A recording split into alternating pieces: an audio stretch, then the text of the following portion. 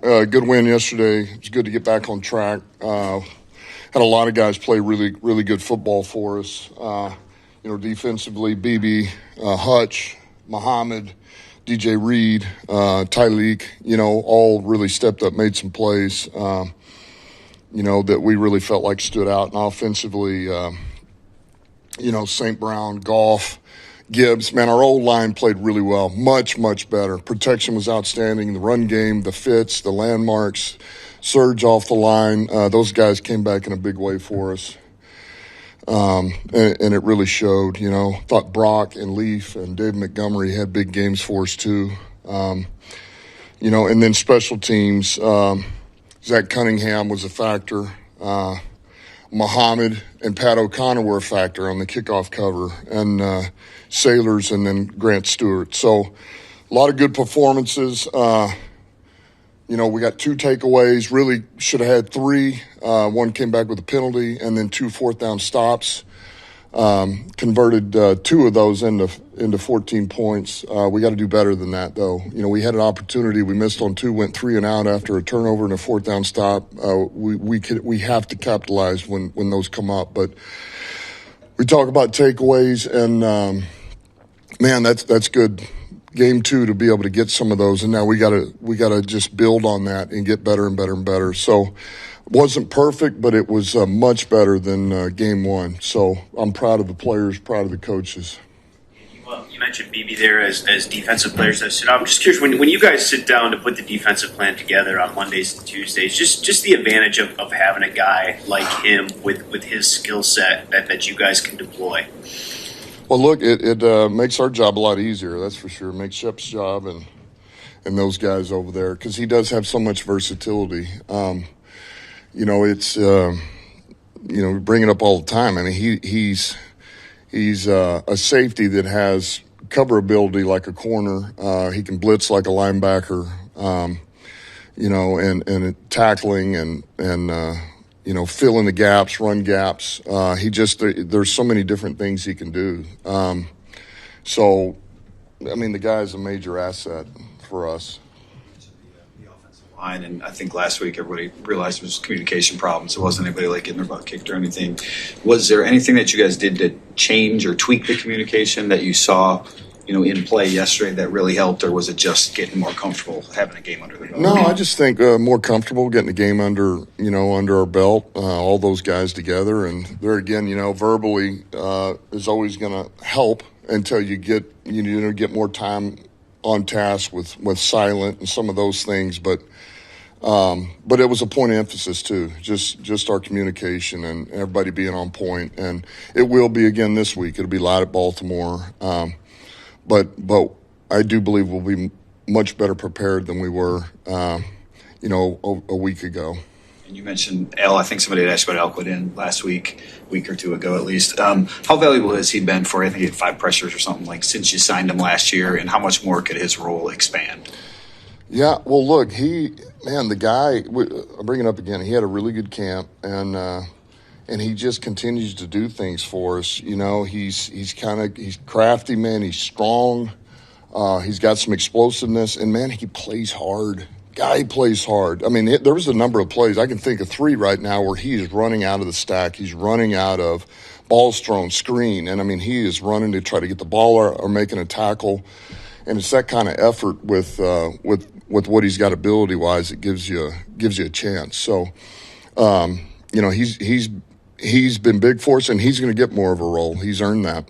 Often St. Brown have had a really good connection for a couple of years now, but what has it been like to see them build over the last, call it 3 years, and really continue to hammer out the details and the chemistry and stuff like that and take it even further each season? Yeah, I mean, it's an art form, so if you love art, which I'm not saying I do or I don't, but it's awesome to watch. And, they've got such a rapport with each other, and they trust each other immensely.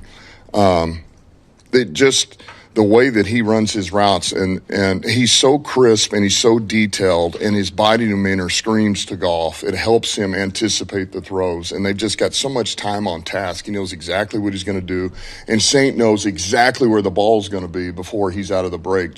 They've just worked together, for so long. So, man, we got a tremendous amount of trust in those two players, and these guys are playing as good a football as you can play, and they have for a while. I mean, those are two of our big studs, man. So it's great to see.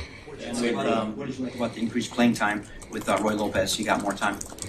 Yeah, it was good to see him mix it up in there. We like Roy a lot, man, and he gets in there. He can play the run, and there again, he's got some quickness and torque. Ex-wrestler, that shows up in there, man, because he can get after it pretty good with his leverage. So it's good to have him. He's part of that rotation. John Morton. Go ahead. With John Morton, he had the message last week. No panic from anybody. He seemed, really level after week one. But just as a coach yourself, that's had bad days. How much pressure does it take to have a game like that? How much pressure does it take off you? Certainly that always feels good. It's just, man, get the first win of the season, right? Just get the first win. Get that one behind you, and now let's go. I think there's always something really. Every win is special, but there's something really special about getting your first win and just get it under your belt. So I think that's big. But as far as I just keep mentioning this. It's such a long season, and you got to just get better every week, and you can't worry about. You think of these things that it's going to take to improve. Everything we talked about, communication, man, the fundamentals, the technique, schematically, where do I fit in this? What is my job per the look? And you focus on that, and the byproduct is winning, and you just keep getting a little bit better, and a little bit better, and a little bit better. I mean, I mentioned this. I think when I took this job, man, we had a really good team at New Orleans. We started 0-2, and and it was like the sky was falling. But we kept getting better and better and better, and all of a sudden, you rattle off 9 in a row. So, man, you can't worry about all this other stuff, man. You just worry about getting better. So our guys did that. We came back to work, and man, that's what this league is. And it's about one play here, one play there, and maximizing your opportunities. And you can't get down in the dirt. You can't listen to the outside noise. And, man, if the stress is too much, you don't belong in this business, This is the greatness about the competition and making it right. Well, John talked when he got here about going vertical. I mean, it's every offensive coordinator's dream to constantly go vertical, but to have JMO as a weapon to go 2 for 108 yesterday, how much does that help open up the offense? And just at a personal standpoint, when was the last time in your career that you went 2 for 108? Last time I went 2 for 108. I had 108 in my career, 11-year career.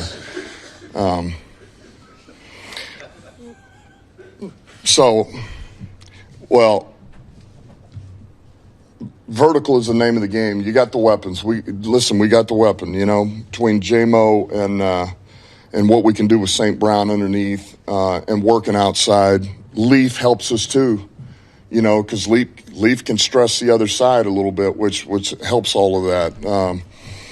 But you got to have protection, and you got to have a quarterback. And we got a guy. We got the line played really well, and we got a guy, man, who he makes it right. He sees it fast. He lays it up. I mean, I just there again. I thought Goff played out his mind. It was awesome, man. He really. He was composed. He was on point. And I just thought he commanded the offense, to precision. I mean, it was great to see. So, we were kind of cooking on all levels there a little bit, loosening it up early, got the run game going, but all of that, I just thought we played really good complementary football. We played complementary offensive football on that side too. The way everything was setting up, the play action pass, the run game, drop back, and then, the short, the intermediate screens, all of it. It was good. What'd you learn about Marcus Davenport's injury? We're still getting things looked at with that, so we'll see where that's at. How concerned are you for Monday? For Monday, I don't know. I mean, I don't know. It's a good question. I'm hoping it won't be too bad, but until we get a couple of these second opinions back, I won't know for sure. And Mahogany left late too. Just was there anything with that? Yeah, I think he'll be okay. Yeah, I think he'll be all right. We'll see. He's another one we're checking out. So. It seemed like Tyleek made himself felt a little bit more yesterday. Did you see him elevate a little bit in week 2 compared to week 1? Well, it was, he had a couple of critical plays there that, where you knock those balls down. He's got a knack for that a little bit. And then he just continues to get better in the run game, taking on some of these double teams and then clearing these blocks and making plays. So, I see a player who's continuing to get better. But those 2 knockdowns were big, especially the 4th down, obviously. That was big for us. It's pretty gross way that Hutchinson got folded up there. How's he feeling today? Yeah, he's a little sore, but he's all right. Yep. Thanks, Dan. Okay.